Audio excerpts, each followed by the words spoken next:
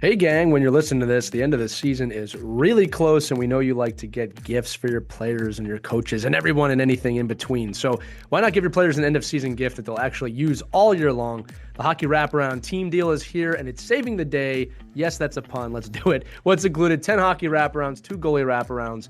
You can mix and match however you want if you contact us, but it helps to protect the expensive hockey sticks when playing off the ice so your kids won't destroy their hockey sticks. It also allows your kids to train all year round, especially in the summer. Shots, puck handling, we make it for goalies too. It is the ultimate off-ice training experience. All of this for your whole team, $199. That's a $500 value. Again, $199 divided by however many kids you have. If you need more, we can add them on at a limited price as well.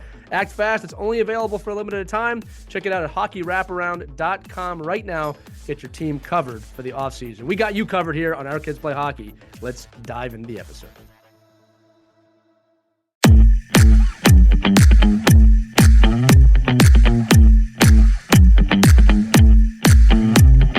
Hello, hockey skaters and goalies around the world. Welcome back to another edition of The Ride to the Rink. It's Lee and Mike with you today. You know, we talk a lot about body language as coaches. I think we hear a lot about the negative body language that we don't want to see, the head sulking, the smashing the stick, the anger, right? There's so many different types of negative body language that, you know, your coaches will tell you, hey, listen, let's get our heads up. That doesn't help the team. But you know what we don't talk a lot about, kids, is positive body language. What are the different types of positive body language? What does that look like versus the negative? And Mike, I want to start with you because there's actually a lot of different types of positive body language that can really help your team.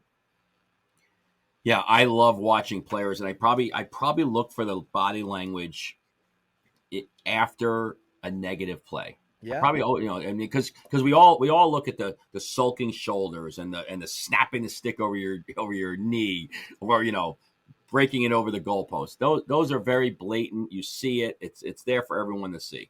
What we're looking for from the players, right? From a player's perspective, I want to see that player go in and pat the goalie on the pads. I want to see that player as they skate to the bench. Are they hugging their teammate? Are they whispering their ear? Are they being are they showing that goal didn't bother them, that play didn't bother them, that the fact that they didn't give them a pass and they went off sides didn't bother them, that there was ways to kind of grow from the play in a positive way. And I think when players do that, when you initiate that, your ability to fake being positive actually creates you to be positive. right. It's like the old saying, right? If you get up and smile, you just smile. Yeah. Like and if you find a way, we do it as coaches all the time. We have to fake our body language a lot, right? We get off the train, we get out of the car. It's a long day at work. You got 6 o'clock practice. You're late. Maybe you're not prepared. You had a bad day at the office. You need to come in and create a scene. You can do that as a player. Put that into your repertoire of how you succeed in a game by creating those scenes in the game to help you be a better positive influence on your teammates. Yeah, and look, just to scientifically prove your point, and kids, you can look this up on Google if you want. There's data to show that even if you fake smiling, like Mike just said, it will put you in a better mood because it's not possible for your body not to react that way. But like getting more specific here, Mike, you make a great point. I always look at my bench after a goal is scored. What's happening? And when you're defeated, kids, it shows, right? But when that one kid on the team, and it can even be the goalie, skating by the bench, says, hey, come on, we got this. We can get back into this. It makes a difference, all right? You know, I've seen games too where the opposing team will be up by a couple goals, and you can see their body language go from confident to cocky, meaning that, we got this one, right? Now, I would put that as negative body language, but then someone on the bench sees it and says, guys, let's go. Come on. They're done. We're ready to go here. That makes such a big difference on the bench. And I'll tell you what, Mike, more often than not, you'll see a response with positive body language than if you don't. Again, goalies, I'm going to talk to you real quick. If a goal goes in the net, the worst thing we can see is you slamming your stick and screaming and hitting the crossbar. I mean, you're defeated at that point. But if you get scored on and come by and be accountable, go, guys, we got this. Team, we got this. What do you think that does for all the skaters on the team when the goalie is saying, let's go, let's not stop? Now you've lifted everybody up. Now, any player can do this. It's not limited to just goalies. But your Yep. ability to recognize those situations is vital.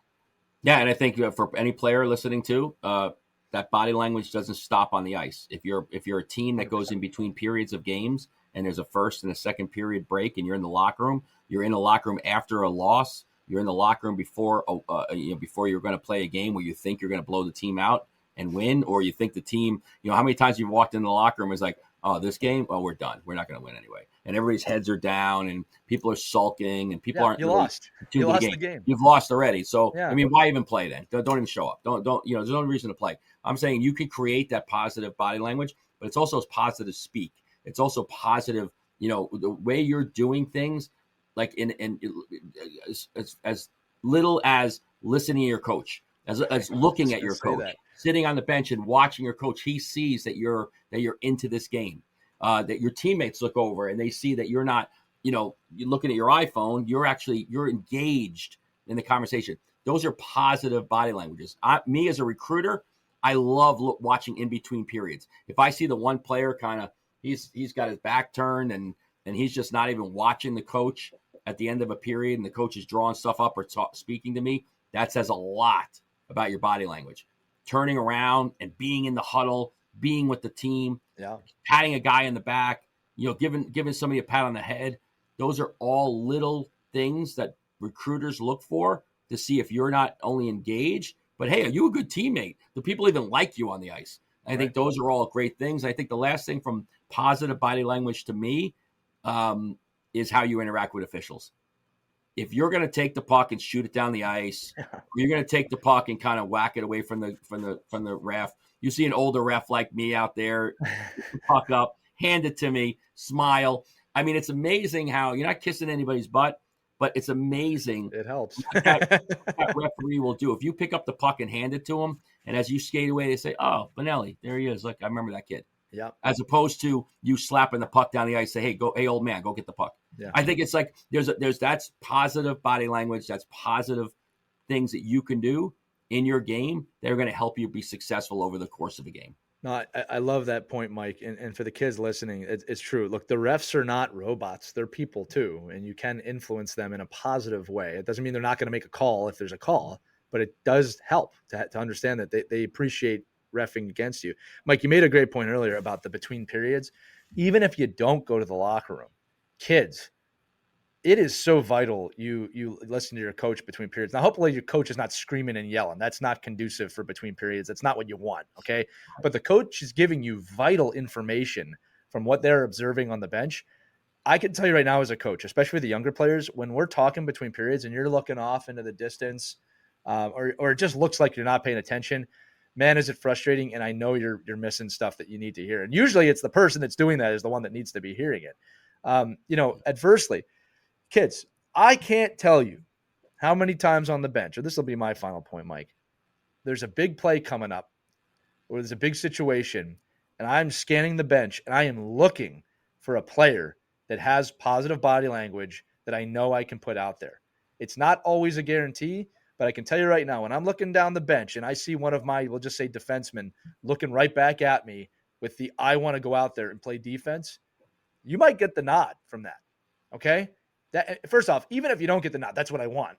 All right. From every player on the bench, but you got to have that positive body language, especially in the tight situations that can feel a little scary, right? You got to want to be out there, right? That anxiety that you feel, we talk a lot about anxiety. That's an old friend. If you're feeling anxiety, it means you care. So embrace it. It's a good thing. I probably don't want you out there if you're not feeling anything. If you don't care about the outcome of the game, it's probably not a great position for you to be in, right? So positive body language, want to be out there, want to listen. I can think of kids in my head right now who do that every game. They're looking at me. They want to learn. They're ready to go no matter what the score, right? So important. Not only that, coaches, they all play a role in creating that team bond and creating that ability to focus. But as players, it's really on you at the end of the day. You play the games. You're the ones who have to do it. All right, kids? So positive body language, not just the negative. There's two types of body language. This is something that you can do every day. It does not take a lot of time to practice it. You can put it into your game right away from listening to this episode. All right. that's going to do it for this edition of the Ride to the Rink. Again, I'm Lee. That was Mike. He joins us every episode on Our Kids Play Hockey, which you should listen to. Kids, if you have a question, something you want us to discuss, or a comment, you can even leave a voicemail at team@ourkidsplayhockey.com on email, or click the link accompanying this episode in the description. You can text us. Let us know what you want to talk about. But above all, remember to have fun, skate hard. Remember, we believe in you. You should too. It goes both ways. We'll see you on the next Ride to the Rink. Stay positive.